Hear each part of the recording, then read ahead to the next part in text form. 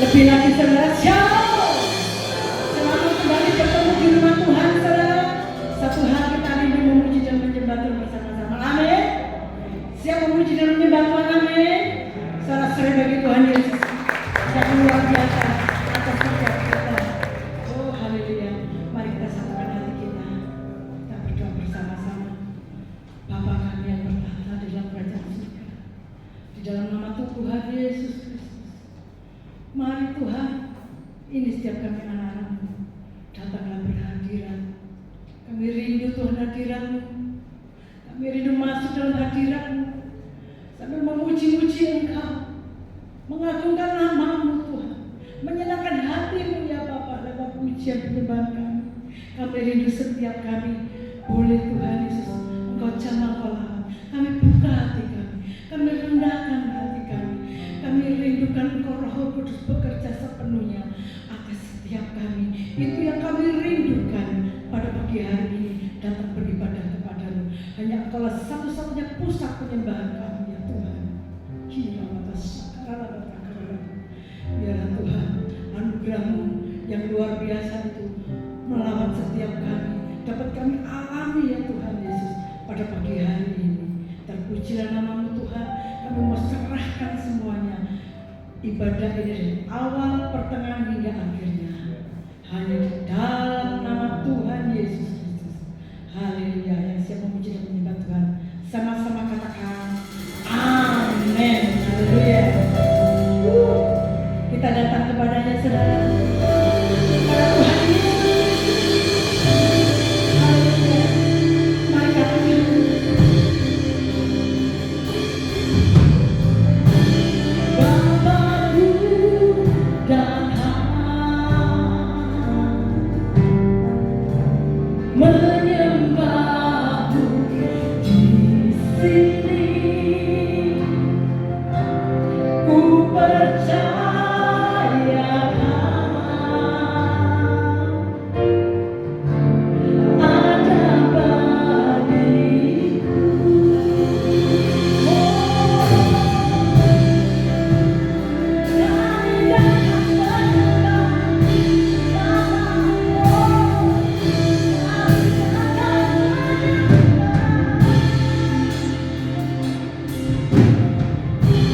Bapakku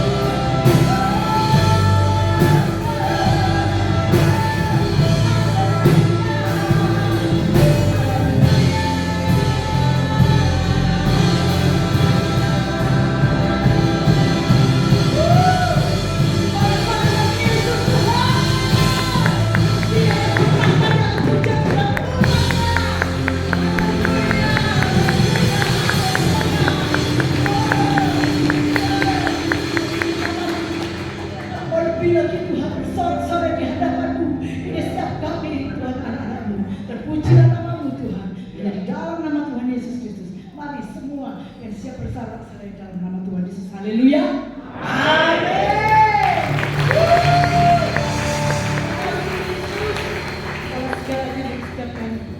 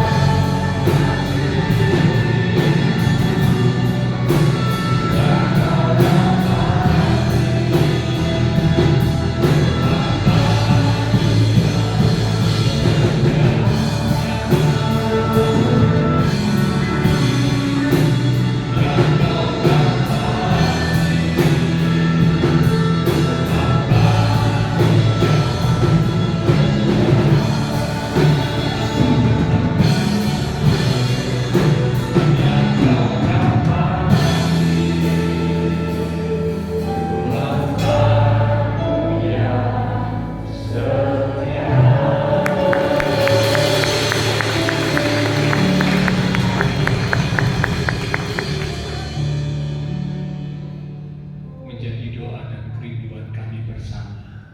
Apapun yang Tuhan izinkan terjadi dalam hidup kami mau menjadi umat-umat Tuhan yang tetap setia. Karena kami tahu Tuhan tidak pernah berubah, Engkau tidak pernah meninggalkan kami. Bahkan penyertaan sempurna itu selalu ada dalam hidup kami. Bersyukur dan kami bangga punya Allah seperti ini. Terima kasih buat kesempatan pagi hari ini. Setelah kami sampaikan puji-pujian sorak-sorai kami, kami yakin setiap pujian yang kami sampaikan dari hati yang mengasihi Tuhan, maka pujian kami boleh menyenangkan hati Tuhan. Tiba saatnya untuk kembali kami belajar kebenaran firman Tuhan. Mari urapi setiap kami yang kudus, bila dengan hati yang rindu, haus akan kebenaran firman, kami boleh duduk diam menerima pesan kebenaran firman, sehingga firman Tuhan itu semakin mengubah hidup kami, bahkan mendewasakan iman rohani kami. Kami semakin bertumbuh di dalam pengenalan akan Tuhan, sehingga membuat iman kami semakin kuat, teguh di dalam Tuhan. Roh Kudus, rapi pula hamba-Mu yang terbatas, tahu pikiran dan perkataan Kristus pada diri hamba-Mu. Bila Tuhan yang berkata-kata melalui bibir hamba-Mu, sampaikan pesan Tuhan bagi setiap kami saat ini. Kami umat-umat Tuhan siap untuk menerimanya. Di dalam nama Tuhan Yesus Kristus, semua yang siap diberkati dengan firman Tuhan bersama kita berkata amin. Sekarang duduk kembali Bapak Saudara. Shalom, ya puji Tuhan. Sebelum kita akan bersekutu dengan tubuh dan darah Tuhan dalam perjamuan kudus, sama-sama kita akan belajar kebenaran firman Tuhan. Karena kita sadar ya, pengenalan kita akan Tuhan harus terus bertumbuh. Nah, firman Tuhan membuat kita semakin mengenal Tuhan. Ya, jadi karena itu umat Tuhan yang mengerti, dia akan merindukan kebenaran firman Tuhan. Seperti Maria yang duduk diam di bawah kaki Tuhan. Tuhan berkata, Engkau telah memilih bagian yang terbaik. Demikian juga umat Tuhan ya, yang rindu untuk bertumbuh dalam pengenalan akan Tuhan. Sama-sama kita akan merindukan kebenaran firman Tuhan. Kita akan membuka Alkitab dari Injil Yohanes pasal yang ke-5. Yohanes pasal yang ke-5. Lengkapnya nanti Bapak Ibu bisa baca mulai ayat yang pertama sampai dengan ayat yang ke-18. Itu satu perikop, ya. Perikop itu berjudul penyembuhan pada hari Sabat di kolam Bethesda. Itu perikopnya. Saya akan mengajak Bapak Ibu langsung melompat membaca di ayat yang ketiga mulai. Yohanes pasal 5 di ayat yang ketiga mulai. Demikian firman Tuhan. Dan di serambi itu berbaring sejumlah besar orang sakit, orang-orang buta, orang-orang timpang, dan orang-orang lumpuh yang menantikan goncangan air kolam itu. Sebab sewaktu-waktu turun malaikat Tuhan ke kolam itu dan menggoncangkan air itu. Barang siapa yang terdahulu masuk ke dalamnya, sesudah goncangan air itu menjadi sembuh apapun juga penyakitnya. Di situ ada seorang yang sudah 38 tahun lamanya sakit. Ketika Tuhan Yesus melihat orang itu berbaring di situ, dan karena ia tahu bahwa ia telah lama dalam keadaan itu, berkatalah ia kepadanya, maukah engkau sembuh?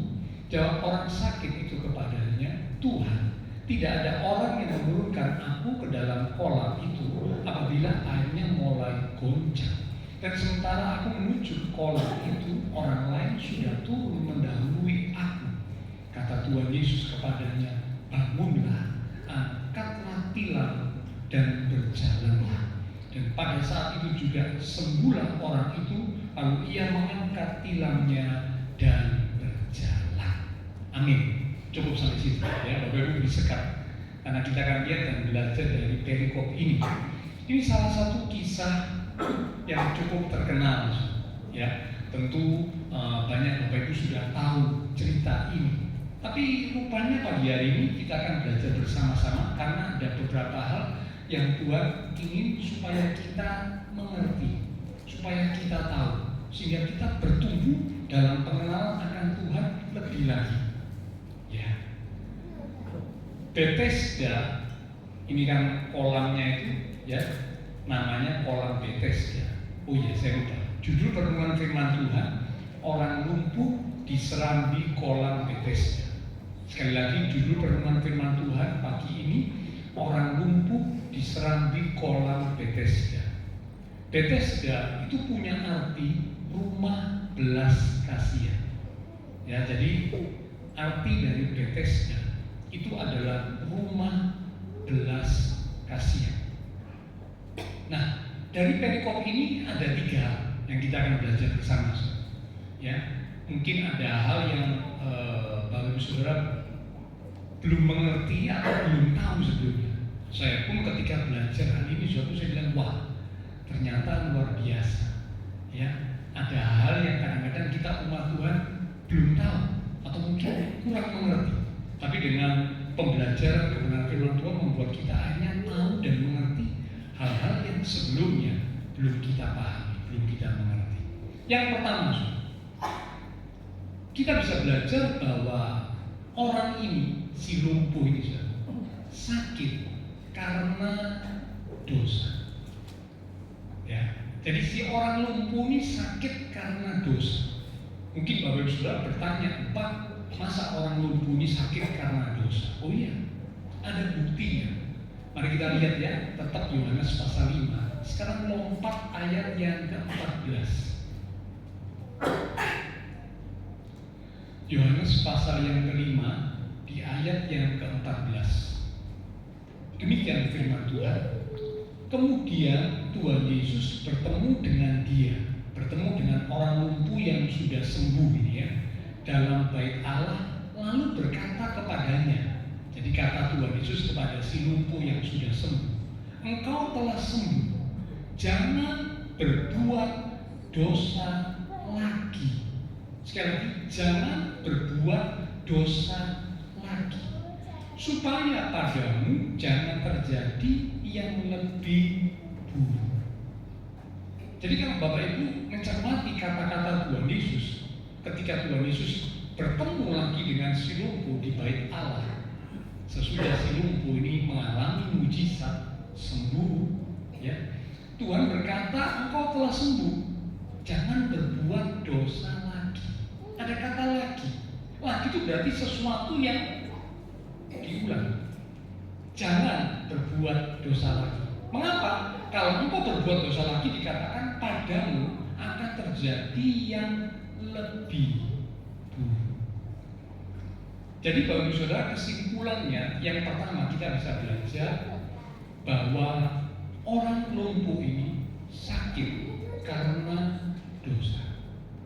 Memang nggak dicatat ya, dosanya si lumpuh ini apa Pak? Wah, kalau Bapak Ibu Saudara tanya sama saya juga nggak tahu, karena memang nggak dituliskan, nggak dijelaskan dalam Alkitab. Tapi yang pasti si lumpuh ini sakit karena dosa. Itulah sebabnya Tuhan bilang, kalau engkau sudah sembuh, engkau telah sembuh, jangan berbuat dosa lagi, supaya jangan terjadi yang lebih buruk dalam hidup.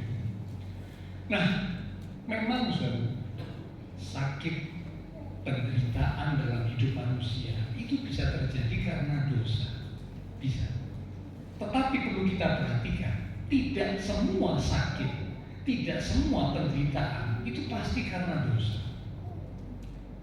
Ya, jadi saya ulang ya, memang ada kalanya orang jadi sakit, orang jadi menderita karena dosa.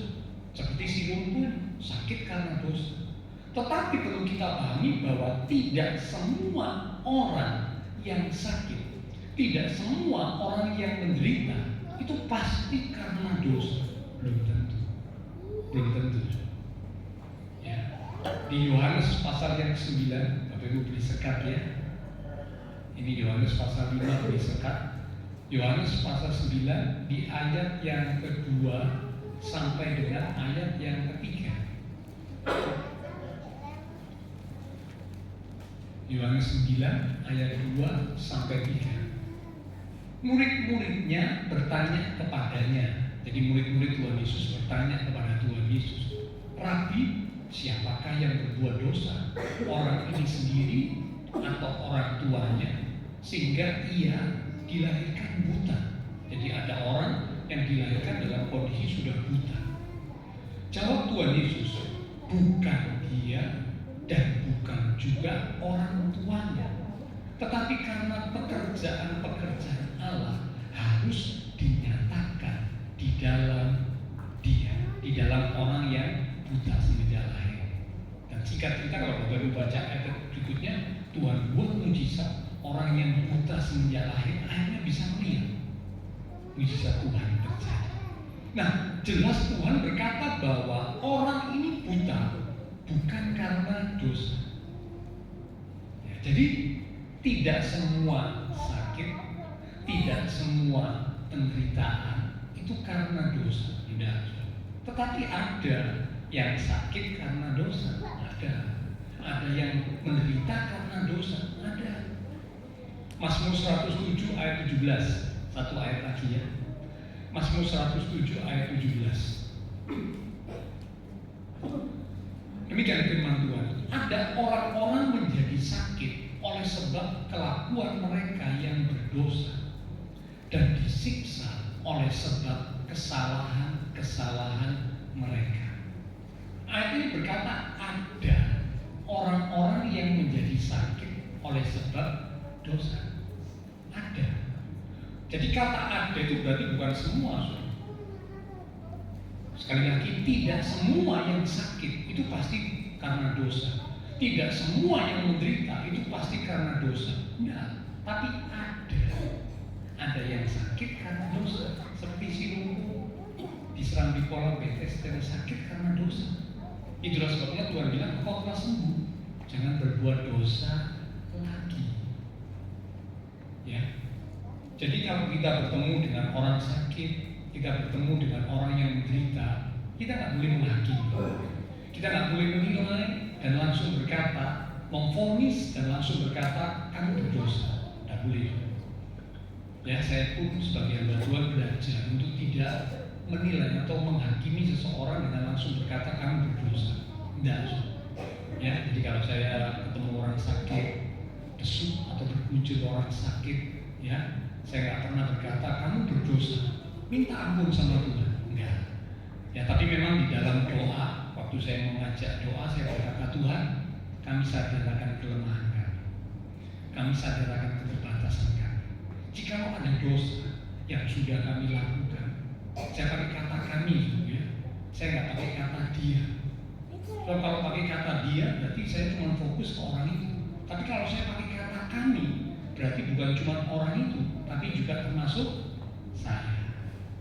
Tuhan, jikalau ada kesalahan saya, kesalahan kami, ya, sebagai manusia, kami mohon ampun di hadapan. Nah, jadi kalau minta ampun ya nggak ada salahnya, so. Karena orang kan bisa salah. Siapa orang yang nggak pernah salah? Nggak ada. Kalau kita berkata nggak ada, orang yang nggak pernah salah itu nggak ada, so. Cuma Tuhan Yesus yang tidak pernah salah. Ya, tapi kalau semua manusia, termasuk tokoh-tokoh Alkitab, mereka pernah lakukan kesalahan. Ya, jadi kalau kita minta ampun akan segala dosa kita, itu nggak ada kelirunya, so. Minta ampun lebih baik daripada tidak minta ampun. Karena kalau kita minta ampun, kita berkata, Tuhan Allah yang setia dan adil, Dia berjanji akan mengampuni kita dari segala dosa dan pelanggaran kita. Kalau kita minta ampun, ya. Nah, jadi mari kita jangan menghakimi lalu kita dengan cepat berkata kamu sakit karena dosa, kamu menderita karena dosa. Tidak bisa. Ya, itu urusan setiap pribadi dengan Tuhan.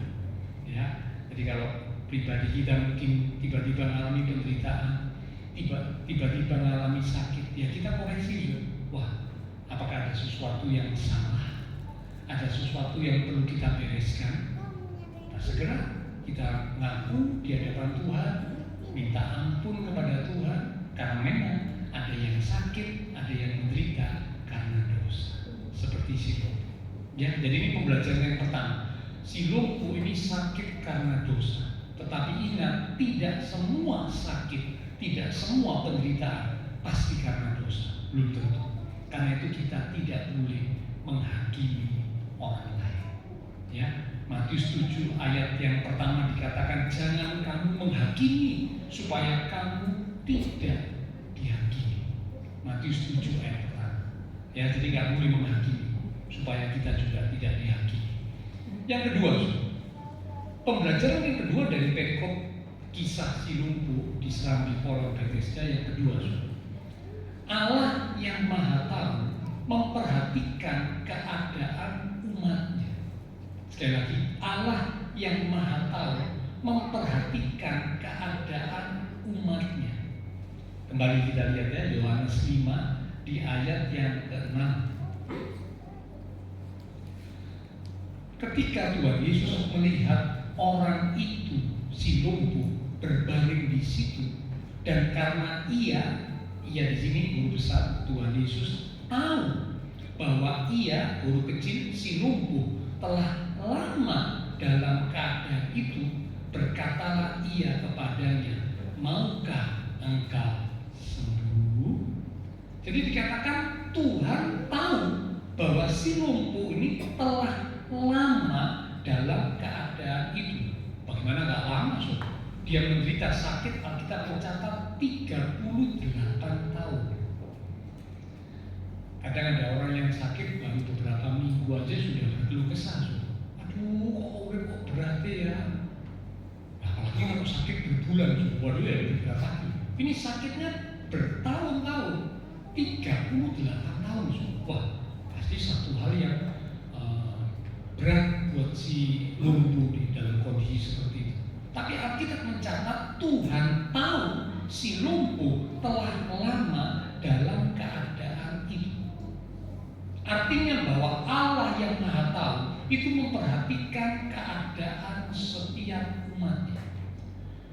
Apapun yang Bapak Ibu alami, penderitaankah, kesulitankah, kesakitankah, apapun yang kita alami, itu Tuhan tahu keadaan setiap umatnya. Tuhan memperhatikan keadaan setiap umatnya. Tuhan peduli keadaan setiap umatnya. Dan dibuktikan Tuhan datang ke kolam Bethesda ini demi untuk si lumpuh. Mengapa saya katakan demi untuk si lumpuh? Karena di kolam itu, ya, saat Tuhan Yesus datang, yang dijamah, yang disembuhkan oleh Tuhan Yesus itu cuma si lumpuh, yang lain enggak. Padahal kalau Bapak Ibu baca, tadi dikatakan di serambi kolam. Serambi itu seperti kayak di tepi ya, di bilik tepi kolam Bethesda. Sejumlah besar orang sakit, ada yang buta, ada yang timpang, ada yang lumpuh. Kata sejumlah besar itu berarti bukan cuma satu orang. Sejumlah besar itu berarti banyak. Nah, mengapa kok banyak orang sakit di sekitar serambi kolam Bethesda? Ternyata di sekitar serambi kolam Bethesda ini, ya, banyak orang sakit karena dicatat dalam Alkitab, air di kolam Bethesda itu seringkali bergoncang atau bergejolak, bergejolak. Nah, memang dikatakan di sini karena malaikat Tuhan turun. Tapi waktu saya baca lebih mendalam itu belum tentu.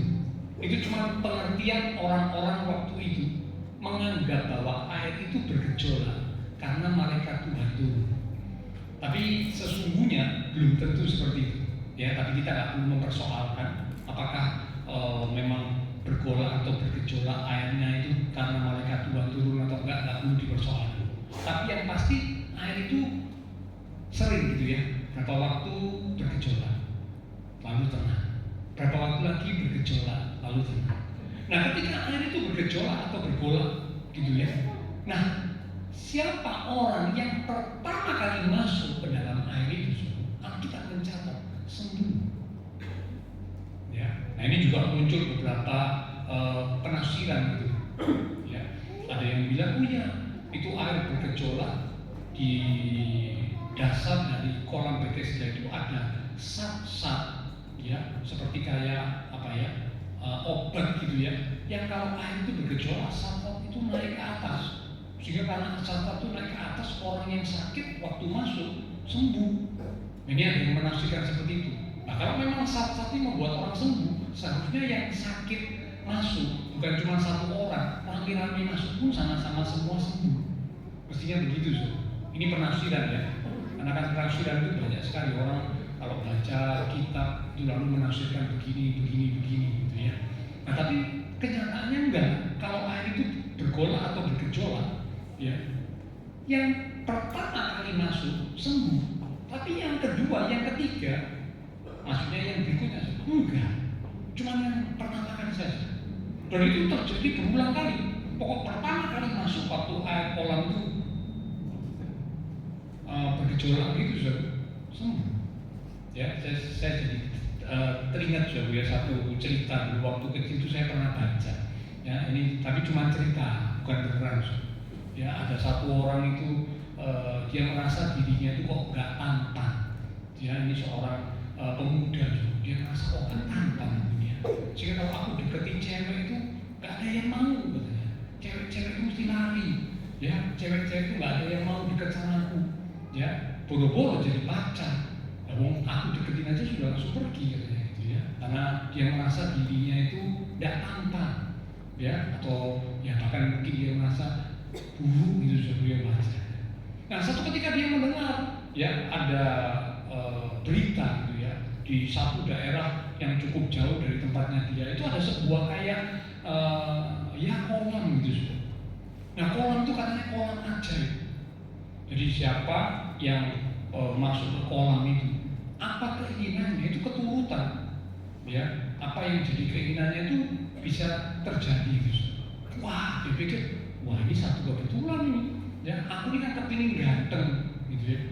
Zaman sekarang kalau kepingin ganteng, oplas bisa, ya kan? Hidungnya dimancungkan, matanya ditarik begini, apanya dirubah-rubah, ya. Zaman sekarang kan begitu oplas ya. Tapi nanti saya khawatir kalau waktu masuk surga malaikatnya bingung. Karena malaikat bilang dulu waktu diciptakan dilahirkan seperti ini modelnya. Ini kok sudah oplas, hidungnya berubah begini, matanya berubah begini, ini pipinya berubah begini, oplas semua, ya. Nah, itu orang ini bilang, wah kalau gitu aku mesti pergi. Walaupun tempatnya agak jauh pun mesti pergi ke situ. Karena aku kepingin jadi orang yang ganteng, orang yang tampan, supaya kalau cewek ketemu aku, tak deketin, dia mau. Ya bahkan dia mau jadi pacar. Wah, dia lakukan perjalanan itu cukup jauh. Ya, wah tapi semangat ya karena memang dia sudah dengar berita yang seperti itu dan dia punya harapan untuk jadi ganteng. Ya. Nah setelah dia sudah semakin dekat, ya, tidak berapa lama, tidak berapa jauh, dia lihat, kolamnya di depan situ, wah, tambah semangat, tambah antusias, wah, ini tinggal hitungan beberapa detik atau beberapa menit lagi aku jadi orang ganteng, katanya gitu, ya, wah, sampai semangatnya dia lari, ya, keburu-keburu supaya bisa segera masuk kolam, Nah, ternyata ngelala, di pinggir kolam itu ada batu yang cukup agak besar, karena dia terburu-buru lari, kesandung batu. Nah waktu kesandung batu dia ini agak mata, dia bilang jangan katanya. Jadi waktu masuk kolam keluar bukan jadi ganteng, sudah tahu jawabannya jadi apa. Nah ini cuma cerita aja ya, jangan cari pak kolamnya di mana, nggak ada, itu cuma cerita aja. Nah kita kembali jadi kolam ini membuat orang-orang datang ke kolam itu karena ketika kolam ini bergejolak, airnya bergejolak di kolam Bethesda ini, orang yang pertama kali masuk itu sembuh. Dan itu selalu terjadi seperti itu. Ya. Tapi sekali lagi, nggak ada yang tahu apa penyebabnya kok bisa seperti itu, nggak ada yang tahu. Ya, kita nggak perlu cari tahu, tapi yang pasti peristiwanya waktu itu seperti itu. Ya. Nah, si lumpuh ini juga berada di situ, dan saya yakin si lumpuh ini berada di situ juga dalam waktu yang cukup lama. Tetapi dia berkata, ya, ketika Tuhan tanya kepada si lumpuh ini, maukah engkau sembuh? Karena Tuhan Yesus memang datang ke tempat itu spesial buat si lumpuh ini. Yang sakit yang lain enggak ditanya, yang sakit yang lain enggak disembuhkan waktu itu. Cuman si lumpuh ini aja, padahal ada banyak orang sakit. Nah, ini kalau Bapak Ibu tanya, lupa berarti Tuhan pilih kasih. Saya juga tidak bisa ngomong. Itu terserah, itu kedaulatan Tuhan, itu haknya Tuhan. Ya kalau kita manusia cepat menilai lalu berkata Tuhan pilih kasih, kok yang disembuhkan cuma si lumpuh, padahal yang sakit diserang di kolam Bethesda itu banyak orang, semua kan berharap sembuh. Kenapa Tuhan cuma menyembuhkan yang lumpuh ini saja satu orang? Ya kita nggak bisa tanya, kita nggak bisa protes, itu haknya Tuhan. Ya itu keputusannya Tuhan. Oke, nah kita kembali. Jadi waktu Tuhan tanya, maukah engkau sembuh? Nah, pertanyaan Tuhan Yesus ini pun kadang-kadang membuat kita heran gitu ya. Oh aneh, orang sakit kalau ditanya, ya pasti jawabannya ya mau. Ya. Kalau ada orang sakit ditanya, oh sembuh, tidak mau. Wah ini pasti orang kurang normal. Tapi orang yang normal kalau sakit ditanya, maukah engkau sembuh? Maukah kamu sembuh? Ya memang itu yang aku harapkan. Memang itu yang aku nanti-nantikan. Bahkan sampai keliling, ya rela pindah dari satu dokter ke dokter yang lain karena kepingin sembuh. Nah, itu normal aja. Semua orang yang normal ya pasti ingin sembuh. Jadi pertanyaan Tuhan Yesus ini sepertinya pertanyaan yang aneh. Orang sakit kok ditanya mau sembuh? Yang pasti jawabannya mau sembuh. Tapi kalau Bapak Ibu perhatikan di Yohanes pasal 5 di ayat yang ke-7, ya, jawab orang sakit itu kepadanya, jawab si lumpuh itu ya, Tuhan, tidak ada orang yang menurunkan aku ke dalam kolam itu apabila airnya mulai goncang, dan sementara aku menuju ke kolam itu orang lain sudah turun mendahului aku. Jadi si lumpuh ini bukan menjawab pertanyaan Tuhan Yesus dengan kata aku mau sembuh, enggak. Tapi si lumpuh ini menjawab dengan sebuah pernyataan, menunjukkan ketidakberdayaan. Dia berkata, Tuhan aku tidak berdaya. Setiap kali air itu bergolak, aku sudah berupaya menuju ke sana, keduluan sama yang lain. Aku masuk ke air itu, tidak masuk ke air itu sudah nomor sekian, ya, tidak tahu nomor berapa. Tapi yang pasti nggak bisa yang pertama. Dan itu terjadi berulang kali. Dia selalu kedahuluan sama orang lain. Jadi dia menceritakan, ya, dia menyampaikan ketidakberdayaannya. Dan dia pikir bahwa memang sembuhnya hanya bisa melalui kolam Bethesda. Ya, seringkali kita sama Tuhan juga begitu. Tuhan, aku sudah mengalami ini. Ya. Aku hanya bisa tertolong kalau titik-titik. Kalau tidak titik-titik ini tidak bisa. Jalannya cuma titik-titik ini. Kalau tidak ini tidak bisa. Yang lain tidak bisa. Seperti kayak si lumpuh. Ya sudah. Ya jalannya cuma kolam itu, tapi selalu keduluan, kedisian. Ya. Ataupun aku berharap ada orang yang lain yang membantu aku. Tidak ada. Jadi si lumpuh ini beda dengan keadaannya si lumpuh yang disampaikan oleh Bu Ani minggu lalu. Ya di khotbah minggu lalu. Kalau si lumpuh minggu lalu itu punya orang yang mendukung, yang mensupport si lumpuh minggu lalu. Ya ada 4 orang kawannya yang rela membawa tangga, bahkan naikkan dia ke genteng, ya ke atap rumah lalu diturunkan di depan Tuhan Yesus. Nah itu si lumpuh yang diceritanya Bu Rohani, yang disampaikan Bu Rohani minggu lalu itu punya pendukung, punya teman-teman yang mendukung dan memperhatikan dia. Tapi si lumpuh ini tidak ada. Si lumpuh diserang di kolam Bethesda tidak ada, so. Ya, yang lain bilang lah, aku ngurusi kamu, aku yang ngurusi aku dewek. Nah, gitu. Ya semua pada repot dengan dirinya sendiri. Jadi gak ada yang peduli sama si lumpuh. Tapi justru Tuhan Yesus ya datang ke tempat itu khusus untuk si lumpuh ini yang sudah 38 tahun lamanya menderita sakit. Ya. Nah, jadi pertanyaan Tuhan Yesus, maukah engkau sembuh? Sebenarnya Tuhan bukan tanya tentang mau sembuh, tapi Tuhan itu ingin membangkitkan semangat, membangkitkan pengharapan dari si orang lumpuh. Ya karena biasanya orang kalau sudah sakit lama, gitu sudah sembuh-sembuh, biasanya pengharapan itu tambah menurun.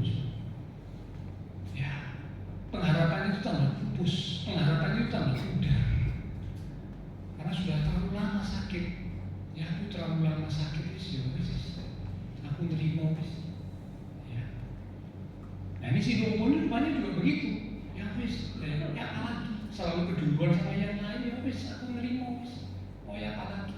Nah, jadi pertanyaan Tuhan Yesus, maukah engkau sembuh? Pertanyaan Tuhan Yesus itu bukan mau sembuh atau tidak, tetapi sesungguhnya ini membangkitkan semangat, membangkitkan pengharapan yang ada di dalam diri si lumpuh itu. Ya, tetapi jawaban si lumpuh itu menyatakan ketidakberdayaan, menyatakan bahwa dia sudah patah semangat. Karena apa? Selalu keduluan dengan yang lain, dan dia berpikir cara untuk sembuh cuma dengan cara masuk ke kolam Bethesda saat airnya bergejolak pertama kali. Itu baru bisa sembuh. Kalau enggak bisa. Itu pikirannya. Ya, oke. Nah, kita kembali. Jadi yang kedua, kita lihat di sini bahwa Allah yang Maha Tahu itu memperhatikan keadaan umatnya, sehingga Tuhan Yesus datang ke kolam Bethesda khusus untuk si lumpuh yang sudah menderita cukup lama. Dan akhirnya kuasa Tuhan dinyatakan, kuasa Tuhan bekerja. Allah yang Maha Tahu sangat peduli, sangat memperhatikan keadaan setiap umatnya. Karena apapun yang Bapak Ibu, Saudara dan saya alami, ya, Allah yang Maha Tahu itu sangat peduli dengan kita. Dia sangat memperhatikan kita. Dia mengenal kita. Dia tahu kita lebih daripada kita tahu dan mengenal diri kita sendiri. Ya, jadi bayangkan pengetahuannya Tuhan, pengenalannya Tuhan terhadap diri kita itu melebihi diri kita atau kita mengenal diri kita. Karena Dia Allah yang Maha Tahu. Itu yang kedua. Sekarang yang ketiga, yang terakhir. Jadi yang pertama, dari perikop ini kita bisa belajar ada orang yang sakit karena dosa, seperti si lumpuh. Tapi tidak semua orang sakit, tidak semua orang menderita pasti karena dosa, belum tentu. Jadi karena itu kita tidak boleh menghakimi atau cepat menilai. Setiap orang punya urusan dengan Tuhan. Yang sedang sakit, yang sedang menderita, ya kalau memang ada kesalahan ya kita memang mesti beres. Tapi yang lain nggak boleh menilai, memvonis, nggak boleh. Yang kedua, dari perikop ini kita bisa belajar bahwa Allah yang Maha Tahu itu memperhatikan, peduli dengan keadaan umatnya. Bahkan di saat orang-orang di sekitar si lumpuh tidak peduli dengan si lumpuh, sampai si lumpuh ini nggak ada yang menolong, nggak ada yang membantu dia untuk bisa cepat masuk ke kolam waktu airnya bergejolak. Tapi Tuhan tahu, Tuhan peduli dengan keadaan si lumpuh. Yang ketiga, yang terakhir, yang kita bisa belajar bahwa mujizat ini, mujizat si lumpuh di serambi kolam Bethesda ini terjadi itu karena belas kasihan Tuhan dan bukan karena iman dari si lumpuh. Saya ulang lagi ya. Mujizat ini terjadi dalam perikop ini ya. Mujizat ini terjadi itu karena belas kasihan Tuhan dan bukan karena iman dari si lumpuh. Saya perlu jelaskan hari ini. Ini mungkin hal yang baru ya. Seringkali kita beranggapan kalau mujizat terjadi harus karena iman. Betul. Saya berkata demikian bukan berarti menganggap bahwa iman itu tidak penting, enggak. Saya tidak berpikir seperti itu. Tapi kita belajar dari perikop ini. Ya. Mengapa kok dikatakan bahwa mujizat ini terjadi karena belas kasihan Tuhan dan bukan karena iman dari si lumpuh? Ayo kita lihat ya.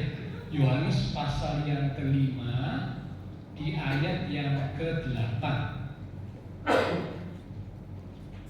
Yohanes 5 ayat 8. Kata Tuhan Yesus kepadanya, bangunlah, angkatlah tilammu dan berjalanlah. Jadi ini kata Tuhan Yesus langsung ketika si lumpuh tadi di ayat yang ke-7 berkata, aku ketinggalan, keduluan sama orang lain.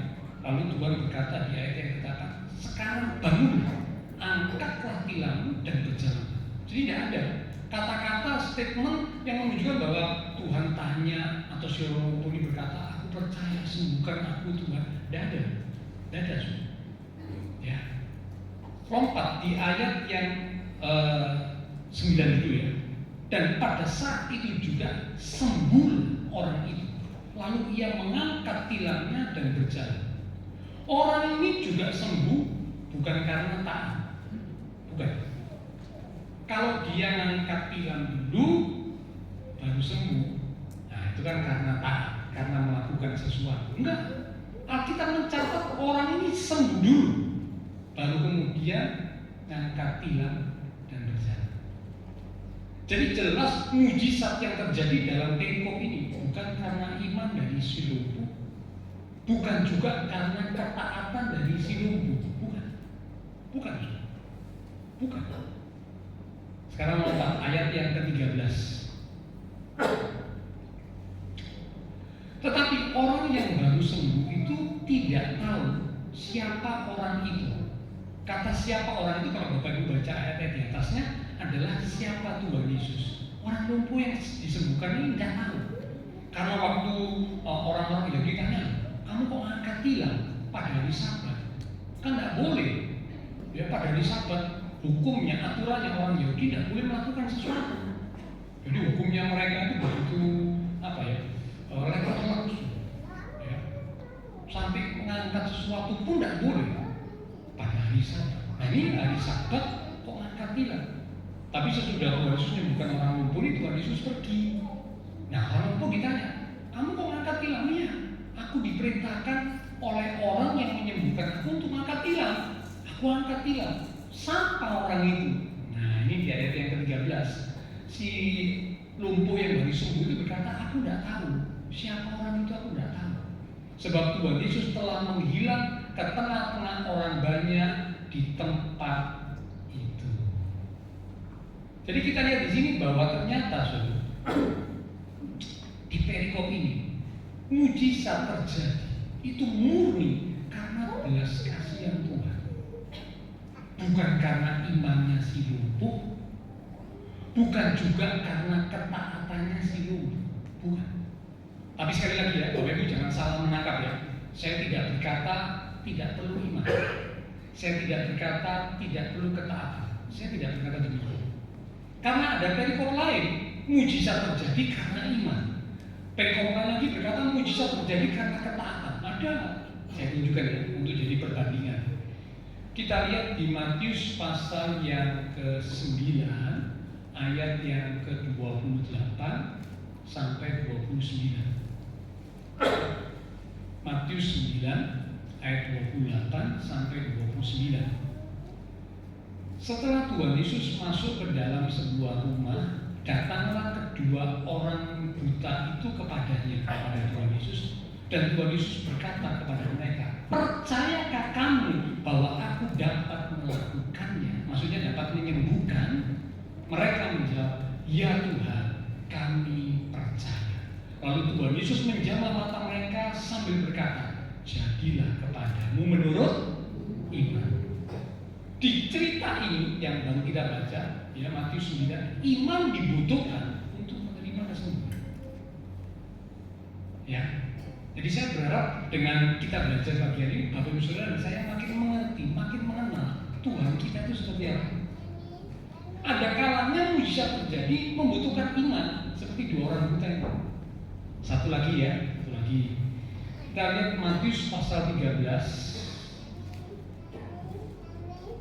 di ayat yang ke-58. Matius 13 ayat 58. Dan karena ketidakpercayaan mereka, tidak banyak mujizat diadakannya di situ.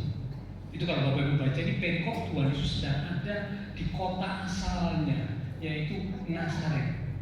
Sedang ada di situ. Nah, Tuhan sedang memberitakan firman.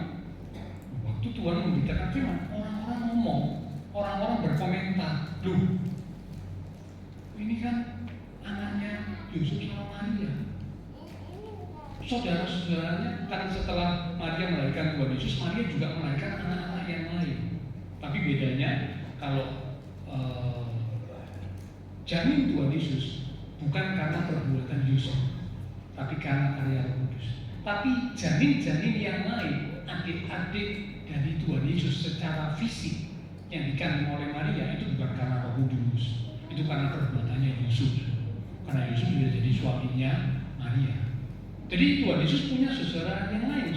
Nah, saudaranya yang lain itu kumpul, maksudnya tinggal di Nazaret situ kumpul dengan orang-orang penduduk situ.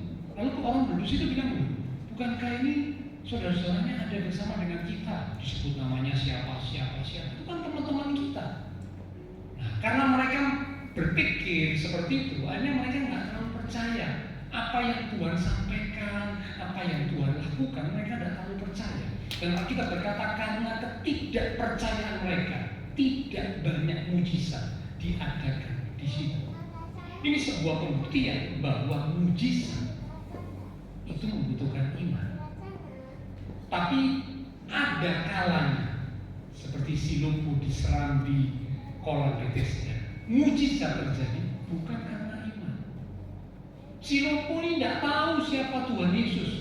Nah, buktinya waktu Tuhan Yesus pergi, ditanya, si lumpuh ini nggak tahu siapa orang ini, bukan aku nggak tahu.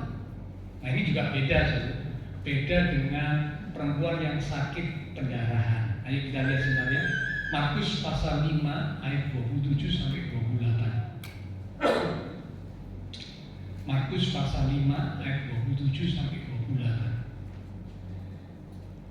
Dia sini adalah perempuan yang sakit pendarahan 12 tahun itu sudah mendengar berita-berita tentang Tuhan Yesus. Maka di tengah-tengah orang banyak itu ia mendekati Tuhan Yesus dari belakang dan menjamah jubahnya. Sebab katanya, asal ku jamah saja jubahnya, aku akan sembuh. Berita tentang Tuhan Yesus membuat perempuan ini bangkit imannya, pengharapannya, sehingga dia berusaha, aku mau ketemu Tuhan Yesus. Ya, mungkin aku nggak bisa ceritakan keadaanku karena dia malu. Sekaligus juga, maaf, orang yang pendarahan itu pada zaman dulu dianggap najis. Zaman dulu ya, zaman sekarang enggak. Zaman dulu, di zaman akhir itu orang yang pendarahan itu najis. Siapa yang kesentuh sama perempuan yang pendarahan ikut najis. Nah, ini perempuan ini kan dalam kondisi pendarahan 12 tahun. Nah, tentu dia nggak bisa cerita. Kalau dia cerita, wow, dia bisa dimaki, bahkan dia mungkin bisa dipukul. Karena kok berani datang di kerumunan orang banyak dalam kondisi pendarahan, bikin orang lain sekitarnya najis. Maka itu dia nggak bisa cerita. Dia bilang dalam hatinya, ya, kalau aku nanti ketemu Tuhan Yesus, aku bisa jamah jubahnya itu ujung bagian bawah jubah. Aku bisa jamah, aku pasti sembuh. Dia berkata begitu karena dia mendengar berita tentang Tuhan Yesus. Dia sudah tahu berita tentang Tuhan Yesus, Allah yang berkuasa, yang sanggup membuat mujizat dan sebagainya. Tapi kalau si lumpuh yang ada diserang di kolam Bethesda itu tidak, sekali lagi tidak. Dia tidak pernah dengar cerita tentang Tuhan Yesus, tidak pernah. Dia tidak pernah tahu, ya buktinya dia tidak tahu. Waktu ditanya, siapa yang ngasih kamu perintah angkatilah? Aku nggak tahu, ya. Jadi benar-benar mujizat terjadi waktu itu sungguh murni karena belas kasihan Tuhan, bukan karena imannya si lumpuh, bukan karena ketaatannya si lumpuh, bukan, tapi murni sungguh karena belas kasihan Tuhan. Ya, jadi Bapak Saudara, ada kalanya Tuhan buat mujizat bukan karena apa yang kita lakukan, tapi ada kalanya Tuhan ingin mujizat terjadi. Kita harus percaya, kita harus taat, baru mujizat terjadi. Wah Pak, kalau gitu berarti sepertinya Tuhan tidak adil ya. Ada yang mengalami mujizat tanpa melakukan apa-apa. Ada yang mengalami mujizat harus punya iman, harus taat. Ayo kita lihat ayat penutupnya, Roma 9 di ayat yang ke-15. Setelah ini pelayan mimbar, pelayan kita duduk, silakan maju ke depan. Roma 9 di ayat yang ke-15. Sebab ia berfirman kepada Musa, aku akan menaruh belas kasihan kepada siapa aku mau menaruh belas kasihan, dan aku akan bermurah hati kepada siapa aku mau bermurah hati. 16. Jadi hal itu tidak tergantung pada kehendak orang atau usaha orang, tetapi kepada kemurahan hati Allah. Lihat ayat di atasnya 14. Jika demikian, apakah yang hendak kita katakan? Apakah Allah tidak adil? Dijawab kalimat berikut, kata berikut. Apa jawabannya? Mustahil. Ya.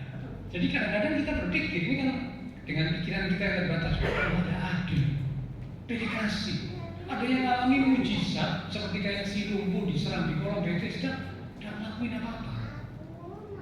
Iman juga mudah, ketaatan juga mudah. Lalu tahu Tuhan Yesus saja enggak, nggak kenal, nggak tahu tentang Tuhan Yesus, nggak tahu. Tapi di cerita yang lain percaya seperti dua orang buta, lalu mujizat terjadi. Tidak banyak yang percaya di kota Nazaret, tidak banyak mujizat terjadi. Seperti si perempuan wanita yang sakit pendarahan 12 tahun, dengar berita Tuhan Yesus, imannya bangkit, lalu berkata dalam hati, asal hujan masa saja jubah-jubahnya, aku sembuh. Ada sesuatu yang harus dilakukan baru mujizat terjadi. Dan khusus dalam cerita si lumpuh diserang di kolam Bethesda, sungguh-sungguh mujizat terjadi karena belas kasihan Tuhan. Apakah Allah tidak adil? Jawabannya mustahil. Kata mustahil itu berarti sangat menegaskan bahwa Allah itu selalu adil. Hanya pikiran-pikiran yang terbatas. Kadang dengan pikiran yang terbatas ini kita mencoba menilai keadilan Tuhan itu sampai seberapa. Padahal pikiran kita itu terbatas. Karena itulah dijawab dengan tegas mustahil. Ya, ini jadi pembelajaran buat kita, Bapak Saudara dan saya. Ayo, ya, menghakimi, menilai orang lain saja nggak boleh. Apalagi menilai, menghakimi Tuhan. Siapa kita? Kita ini cuma ciptaan. Kok kendel itu ya? Kok berani menilai dan menghakimi Tuhan Sang Pencipta? Kok kendel? Ya, kalau sadar diri, tidak akan berani. Tapi kadang-kadang ketika sesuatu terjadi, ada umat-umat Tuhan yang tidak sadar. Dia berkata, Tuhan, Engkau tidak adil. Tuhan, Engkau kok pilih kasih. Yang lain bisa begini, yang lain ditolong, yang lain doanya dijawab. Aku, pagi hari ini firman Tuhan datang kepada kita. Apakah Allah tidak adil? Dijawab, mustahil. Dengan kata lain, Allah itu tidak pernah tidak adil. Dia bukan cuma adil, tapi dia Allah yang maha adil. Jadi keadilan Tuhan itu melebihi hakim di dunia yang paling adil. Jadi kalau seandainya di dunia dia ada hakim yang paling adil, ya mungkin itu apa? Judge Paul. Saya pernah lihat ceritanya itu hakim Paul, itu katanya hakim yang adil. Seadil, sehebat keadilan hakim Paul, nggak menang sama keadilannya Tuhan Yesus. Karena apa? Allah itu bukan cuma adil, tapi maha adil. Jangan pernah pertanyakan Tuhan. Terserah Tuhan. Itu bagiannya Tuhan. Lakukan bagian kita, bila Tuhan yang melakukan bagian. Amin. Kita akan datang kepada Tuhan lewat satu pujian, katakan, Engkau Tuhan yang setia, waktumu selalu yang terbaik. Engkau Tuhan sandaranku, dan ku hanya akan berharap kepada-Mu Tuhan. Engkau Tuhan yang setia, waktumu selalu yang terbaik. Engkau Tuhan, Engkau Tuhan sandaranku, dan ku hanya akan berharap pada-Mu. Sekali katakan, Engkau Tuhan,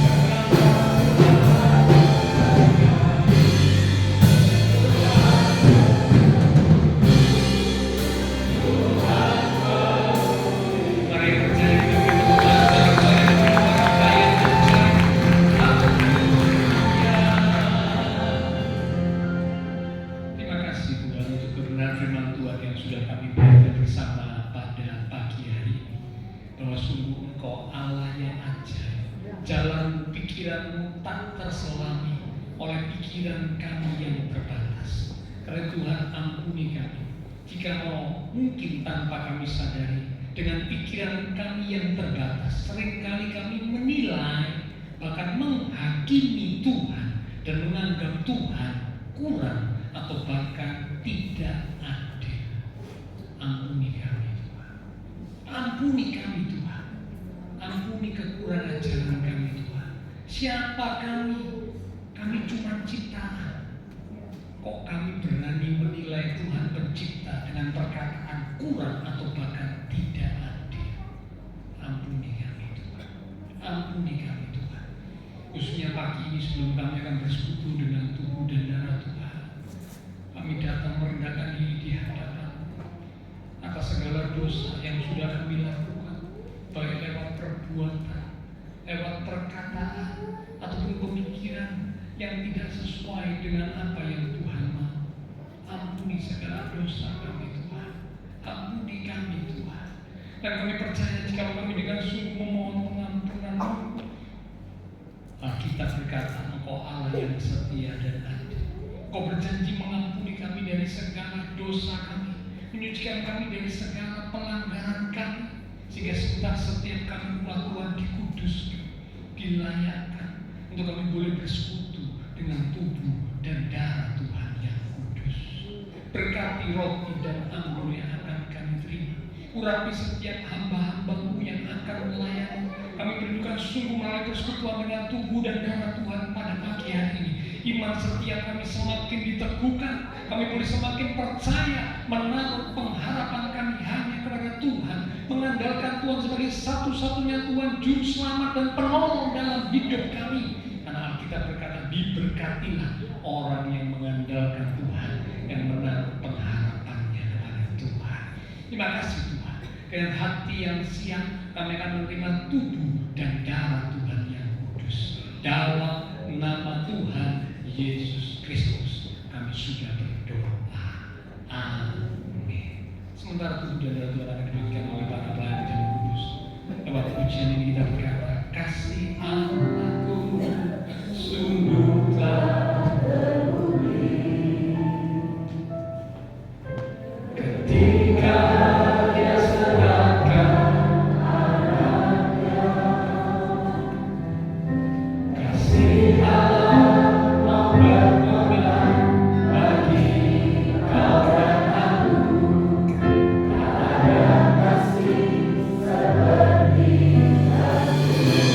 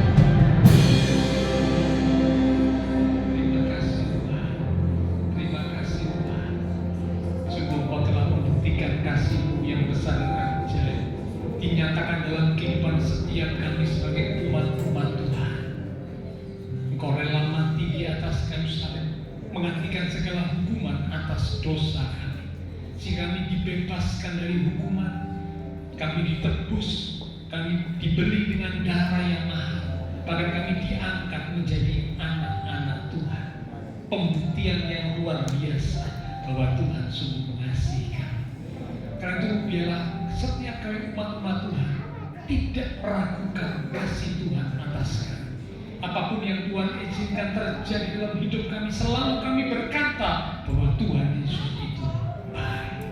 Tuhan Yesus itu selalu baik, karena Engkau selalu turut bekerja dalam segala hal untuk mendatangkan kebaikan bagi kami yang mengasihi. Karena itu Tuhan, bila kita mulai persekutuan dengan tubuh dan darah Tuhan, iman setiap kami semakin kuat, semakin teguh, semakin mantap di dalam Tuhan.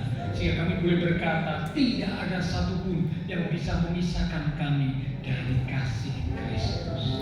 Terima kasih Tuhan. Dengan hati yang siap, setiap kami umat-umat Tuhan akan bersekutu dengan tubuh dan darah Tuhan yang kudus. Kami percaya Engkau telah memberkati roti dan anggur yang telah kami terima. Mari Bapak Ibu Saudara, kita angkat roti lebih tinggi dari kepala kita, dengan hati pikiran yang tertuju kepada korban Kristus di atas kayu salib. Kita akan dengarkan firman Tuhan yang terambil dari 1 Korintus pasal yang ke-11 di ayat yang ke-23 mulai. Demikian firman Tuhan. Sebab apa yang telah kuteruskan kepadamu telah aku terima dari Tuhan, yaitu bahwa Tuhan Yesus pada malam waktu ia diserahkan mengambil roti, dan sesudah itu ia mengucap syukur atasnya, ia memecah-mecahkannya dan berkata, inilah tubuhku yang diserahkan bagi kamu. Perbuatlah ini menjadi peringatan akan aku. Saudara, roti yang telah dipecah-pecahkan dan sebentar kita akan makan bersama-sama. Bukankah ini adalah persekutuan dengan tubuh Kristus? Mari kita akan makan bersama-sama, katakan dengan iman. Dalam nama Tuhan Yesus Kristus.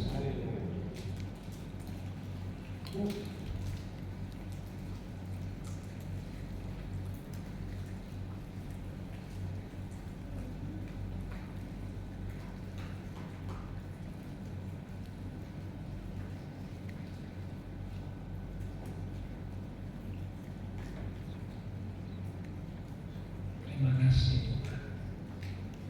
Terima kasih untuk persekutuan dengan Tuhan. Terima kasih Tuhan. Mari sekarang kita angkat cawan lebih tinggi dari kepala kita. Kembali kita akan dengar firman Tuhan.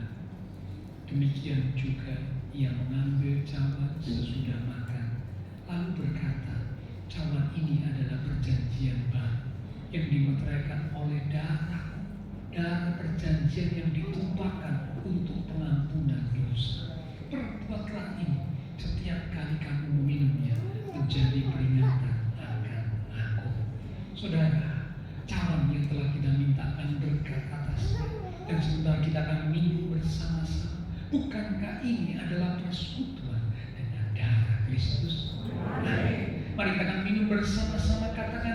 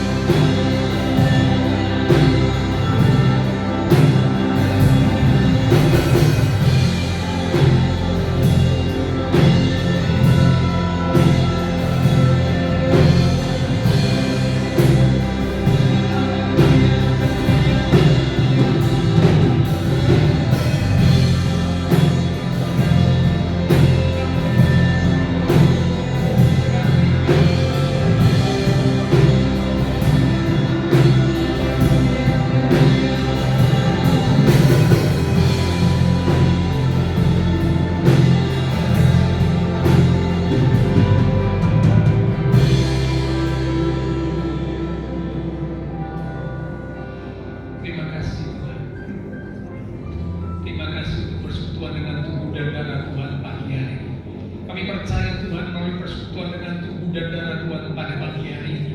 Iman setiap kami telah dikuatkan, dan dengan iman yang teguh kami boleh sungguh-sungguh percaya, bahkan mempercayakan, menyerahkan hidup kami ke dalam tangan Tuhan.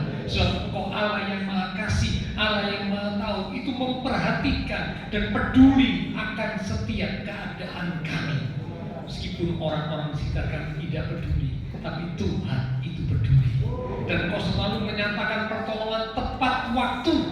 Karena Tuhan, biarlah dengan iman yang teguh kami tetap percaya menantikan Tuhan beracara dalam hidup kami. Melalui persekutuan dengan tubuh dan darah Tuhan pada pagi hari, kuasa-Mu bekerja. Jika kalau ada yang sakit, Tuhan sembuhkan. Yang lemah, Tuhan berikan kekuatan yang baru, penghiburan atas yang susah, bahkan jalan keluar, pertolongan atas yang sedang menghadapi tantangan masalah. Terima kasih Tuhan Yesus. Terima kasih Bapa Surgawi. Berkat-Mu dicurahkan atas setiap umat-umat-Mu ya Tuhan. Diberkati iman rohani, diberkati keluarga rumah tangga, diberkati usaha pekerjaan, diberkati studi sekolah, diberkati kesehatan kami, bahkan diberkati masa depan kami. Semua yang sudah melayani, persembahan yang dipersembahkan, apapun yang dilakukan setiap umat-Mu, karena mengasihi Engkau, Allah sumber segala berkat, akan memberkati dan terus memakai hidup kami untuk kami boleh berkarya bagi Tuhan untuk kemuliaan Tuhan. Terima kasih Tuhan. Kami berdoa untuk bangsa negara kami Indonesia. Terus kami bawa doa karena kesejahteraan kota, kesejahteraan bangsa adalah kesejahteraan kami. Dan tugas setiap kami sebagai umat Tuhan itu berdoa bagi kota, bagi bangsa di mana Tuhan menempatkan kami.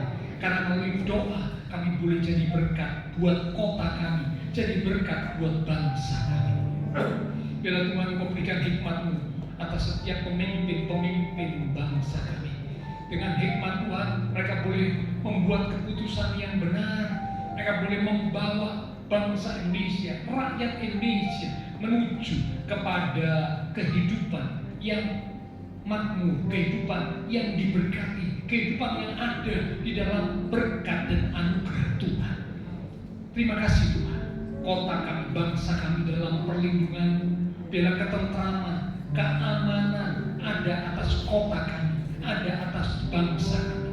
Dijauhkan dari segala macam kerusuhan, bahkan tutup bungkus setiap kami, keluarga kami, milik kami di dalam kuasa perlindungan-Mu, memakai otoritas nama Tuhan Yesus. Segala macam bentuk pekerjaan kuasa kegelapan, roh jahat, setan iblis yang ingin mengacaukan, menghancurkan bangsa kami dengan segala macam cara, bersatu hati kami mengikat, mematahkan, menghancurkan kuasanya di dalam nama Tuhan Yesus Kristus.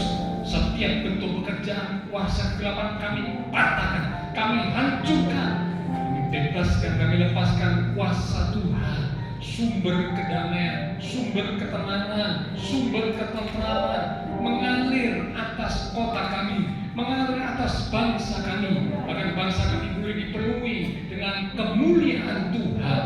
Anugerah-Mu turun atas bangsa kami. Bangsa kami boleh menjadi bangsa yang maju, bangsa yang takut akan Tuhan, bangsa yang hidup di dalam kebenaran. Terima kasih Tuhan Yesus.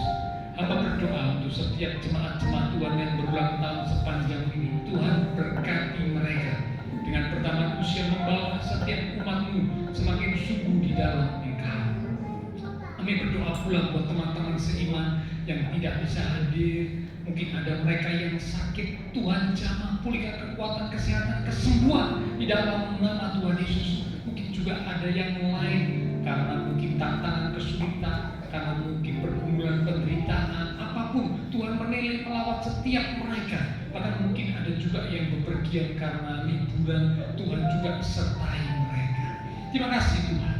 Setelah selesai ibadah, kami bisa satu dengan yang lain, kembali ke aktivitas kami, kembali ke keluarga rumah tangga kami. Biarlah segala berkat, anugerah, damai, sukacita yang melimpah dari Allah Bapa Surgawi, kasih Tuhan Yesus Kristus, persekutuan dengan kuasa Roh Kudus harus memimpin, menuntun langkah iman setiap kita. Itu terus mereka sekali mulai pagi siang ini sampai Maranatha Tuhan Yesus datang kembali.